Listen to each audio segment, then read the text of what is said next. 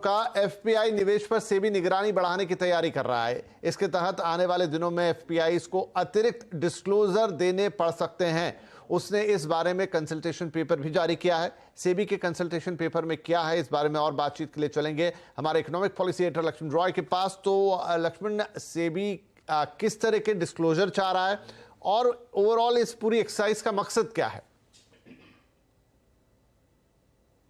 देखिए, दरअसल सेबी की सबसे बड़ी चिंता यह है कि जब कंपनियों को हम कहते हैं कि आप minimum public share holding norms को पूरा करें, तो कंपनियां अपनी हिस्सेदारी तो ऑफलोड कर देती हैं, लेकिन एफपीआई, जिसको फॉरेन पोर्टफोलियो इन्वेस्टमेंट कहते हैं, उनके जरिए कंपनी में कई बार हिस्सा ले लेती है।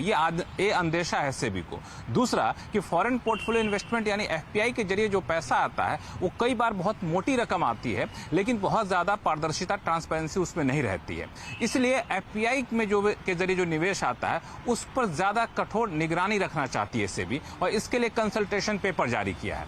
अब इस कंसल्टेशन पेपर ने सेबी ने कहा है कि हम 3 कैटेगरी के एफपीआई को देख रहे हैं, एक हाई रिस्क कैटेगरी, एक मिनिमम रिस्क कैटेगरी, एक लो रिस्क कैटेगरी। जो हाई रिस्क कैटेगरी के एफपीआई हैं उनके लिए डिस्क्लोजर नॉर्म्स को और ज्यादा सख्त किए जा रहे हैं, यानी उनको और ज्यादा जानकारी देनी होगी रेगुलेटर को।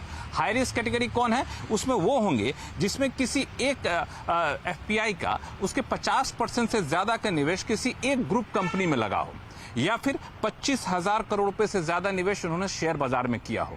तो ये 2 अगर शर्तें पूरी कर रहे हैं एफपीआई, तो उनको ये बताना होगा कि आपने आखिर किसी एक ग्रुप कंपनी में इतना ज्यादा पैसा क्यों लगाया है, इसके पीछे आर्थिक हित क्या है, जो पैसा आपके जरिए लगा रहा है उसका मालिकाना हक किसके पास है, और साथ साथ ये भी बताना पड़ेगा कि इसमें विदेशी जो पैसे आ रहे हैं उस निवेश के पीछे कौन लोग हैं। ये सारी चीजें आपको बतानी होगी, और जब ये सारी चीजें बता देंगे तो उस पर फिर सेबी उसके जरिए उस पर नजर रखेगा। एक और महत्वपूर्ण बात, अगर आपने 25,000 करोड़ रुपए से ज्यादा का पैसा लगाया है तो आपको ये भी कहा जाएगा कि एक तय समय सीमा के भीतर आपको 7 दिन के भीतर आपको जानकारी देनी पड़ेगी।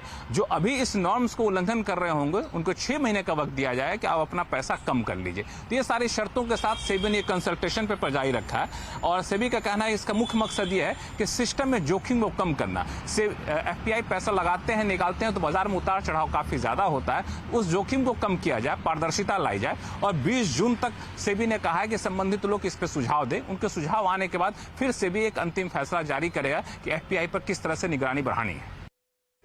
जी लक्ष्मण, बहुत शुक्रिया इस अपडेट के लिए।